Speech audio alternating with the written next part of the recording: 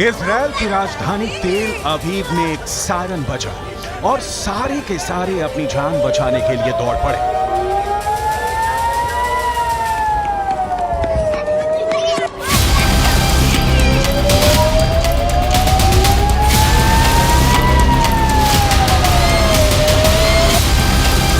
जो जहां था वहीं से सुरक्षित बंकरों की तरफ भागा। लेकिन इस वीडियो में एक शख्स ने सबका ध्यान आकर्षित किया।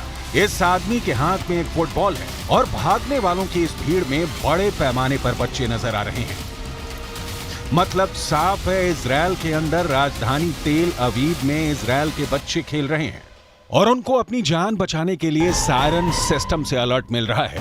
दूसरी तरफ हमास के दुस्साहस की वजह से गाजा के अंदर मासूम बच्चों की लाशें बिछ रही हैं।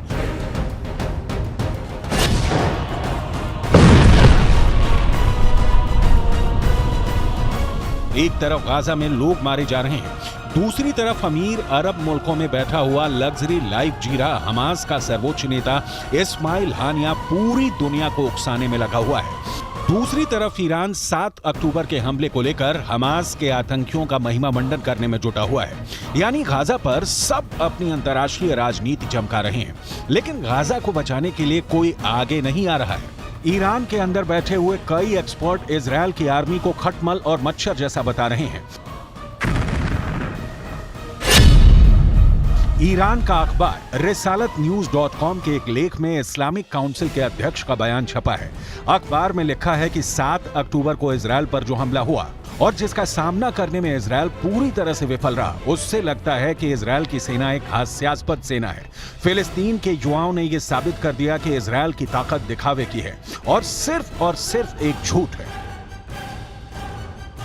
फिलहाल अरब देशों में मची हलचल, जॉर्डन से लेकर तुर्की और इराक से लेकर सीरिया, लेबनान से लेकर पाकिस्तान और बांग्लादेश में भी सड़कों पर खूब जमकर विरोध प्रदर्शन हो रहे हैं। लेकिन इस दबाव का कोई असर इजराइल पर नहीं है और इजराइल ने अपनी टैंक आर्मी को गाजा में प्रवेश करवाने से पहले स्थानीय स्तर पर छापे मारने शुरू कर दिए हैं।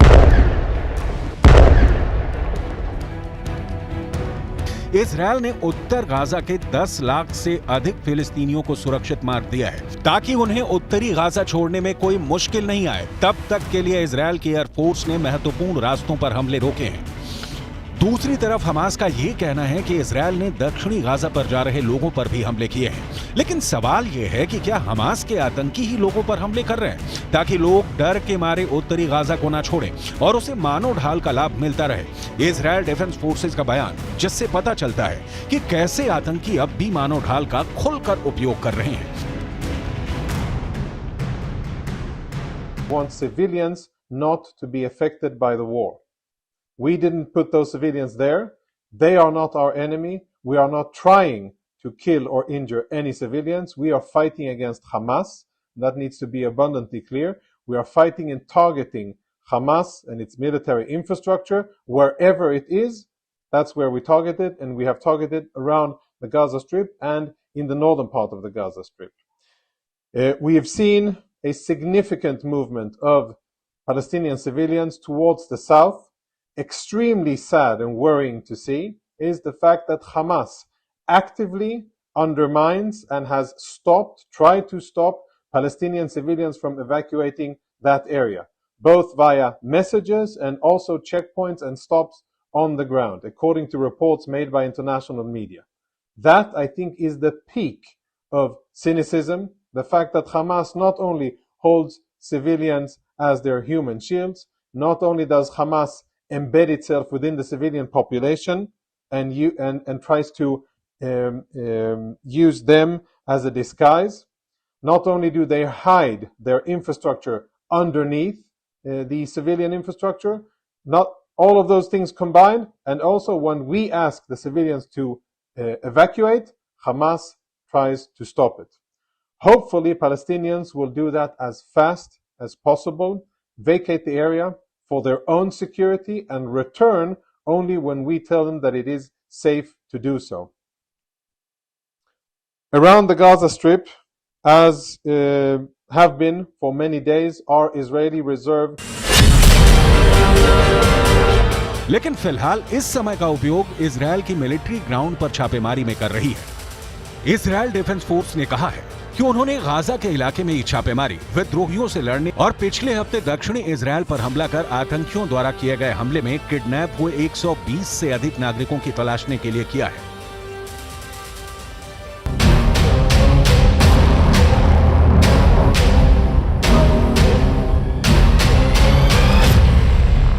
गाजा के अंदर इस वक्त की हालत यह है कि फिलिस्तीन के अरबी भाषा के अखबारों के मुताबिक गाजा में दवा की कमी 44% हो चुकी है। गाजा में बिजली की कमी 80% हो चुकी है। गाजा के अंदर 20% बिजली अभी तक जनरेटर से पैदा हो रही थी, लेकिन ईंधन की कमी की वजह से अब जनरेटर भी बंद होने लगे हैं और इसकी वजह से गाजा के अस्पतालों में इलाज में भी दिक्कत आ रही है, क्योंकि वहां बिजली की आपूर्ति में कठिनाई हो रही है। गाजा के अस्पतालों में नाकेबंदी की वजह से चिकित्सा उपकरणों की कमी 33% तक हो चुकी है। अस्पतालों के ब्लड बैंक में खून तेजी से खत्म हो रहा है। अब सवाल ये उठता है कि आखिर गाजा में मौजूद 20 लाख से ज्यादा लोग क्या करेंगे। जाहिर सी बात है कि इजिप्ट की सरकार की तरफ से कूटनीतिक बयान ये आया है कि लोग गाजा पट्टी को नहीं छोड़ें, क्योंकि अगर गाजा खाली हो गया तो इजरायल जमीन पर कब्जा कर लेगा और फिर उनको वो जमीन वापस नहीं मिल पाएगी। ऐसे में अगर गाजा के लोग जहां हैं वहीं रहेंगे तो जाहिर सी बात है कि फिर इस आशंका से इनकार नहीं किया जा सकता है कि हमास गाजा के लोगों को भी युद्ध लड़ने के लिए मजबूर कर दे।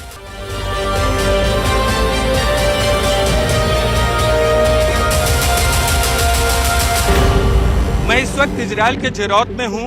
दरअसल खून इजरायल में भी बह रहा है और गाजा में भी, लेकिन असल खूनी खेल तब खेला जाएगा जब इजरायल की सेना गाजा शहर में पहुंचेगी और वहां दोनों पक्षों की तरफ से शहरी युद्ध होगा, यानी गुरिल्ला वॉर होगा गाजा शहर के शहरी इमारतों में।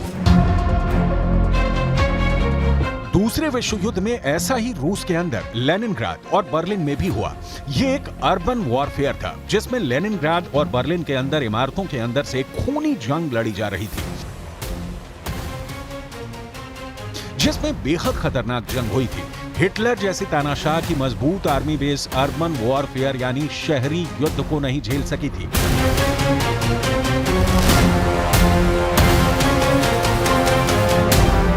और कुछ ऐसा ही युद्ध अब गाजा के अंदर होने जा रहा है।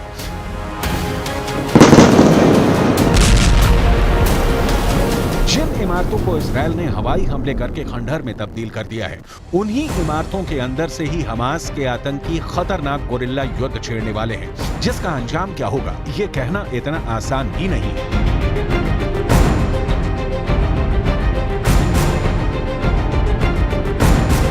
फिलहाल स्थिति यह है कि इजरायल की फोर्स इंतजार करेगी कि जब तक गाजा के अंदर बिजली, पानी और खाने की कमी से हाहाकार न मच जाए। हमास के आतंकियों को भूखा ही मार देना इजरायल की पहली स्ट्रेटजी है। इसीलिए गाजा के बॉर्डर पर सेनाएं खड़ी हैं और तब तक युद्ध नहीं शुरू करेंगी जब तक मोसाद के एजेंट उनको दुश्मन की सही जानकारी न मुहैया करवा दें। और इसीलिए ये युद्ध अभी लंबा खींचेगा, क्योंकि गाजा के अंदर घुसकर वहां सुरंगों में घुसे आतंकियों के जाल में फंस जाने का डर भी इजरायल को है। यही वजह है कि इजरायल एक एक कदम फूंक फूंक कर रख रहा है। इजरायल इस बात को समझ चुका है कि गाजा की लड़ाई कठिन है, इसीलिए इजरायल ने अपनी आर्मी की फुल स्ट्रेंथ बुला ली है। इजरायल की आर्मी में दो तरह के सैनिक हैं। पहले सैनिक हैं इजरायल की एक्टिव आर्मी और दूसरे सैनिक हैं इजरायल की रिजर्व आर्मी। इजरायल के अंदर 50 साल से कम उम्र के लोग रिजर्व आर्मी के सदस्य होते हैं। सामान्य परिस्थितियों में इनमें से ये रिजर्व आर्मी साल में एक बार इजरायल के रक्षा मंत्रालय को रिपोर्ट करती है, लेकिन अब इजरायल ने अपनी 3/4 रिजर्व फोर्स को बुला लिया है, यानी इजरायल की 3,60,000 के रिजर्व आर्मी और इजरायल की 1,50,000 की एक्टिव आर्मी को मिलाकर इजरायल कुल 5,10,000 सैनिक बुला चुका है। इन सभी सैनिकों में सबसे आगे इजरायल की एक्टिव आर्मी ही रहेगी। इजरायल की यही एक्टिव आर्मी गाजा के अंदर घुसेगी। ये एक्टिव आर्मी बिल्कुल युवा है और इसके ज्यादातर सैनिक सिर्फ 18 से 21 साल के बीच में है। रिजर्व आर्मी बैक सपोर्ट में इस एक्टिव आर्मी के लिए गोला बारूद वगैरह मुहैया करवाएगी।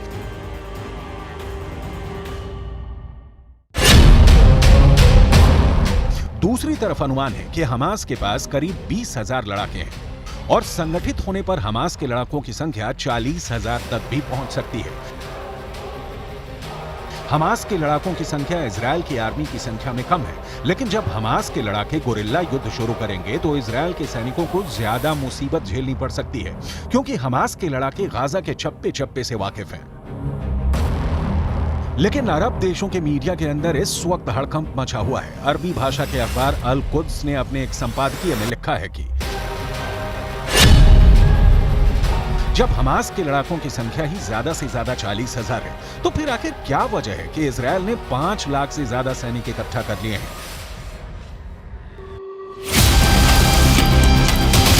अरब का अरबी भाषा का मीडिया यह दावा कर रहा है कि गाजा के अंदर नरसंहार करने के लिए इजरायल इतनी बड़ी आर्मी इकट्ठा कर रहा है। लेकिन जापान में इजरायल के राजदूत ने कहा है कि इजरायल का दुश्मन हमास है, गाजा पट्टी के लोग नहीं। लेकिन सवाल यह है कि आखिर सिर्फ शब्दों से गाजा पट्टी के अंदर मौजूद लोगों की जान बच पाएगी, इसकी कोई गारंटी नहीं है। कुल मिलाकर गाजा पट्टी का युद्ध इतिहास के सबसे खूंरेज युद्ध में गिना जाने वाला है, जहां उन लोगों के भागने के लिए कोई जगह नहीं है जो गाजा से भागना चाहते हैं।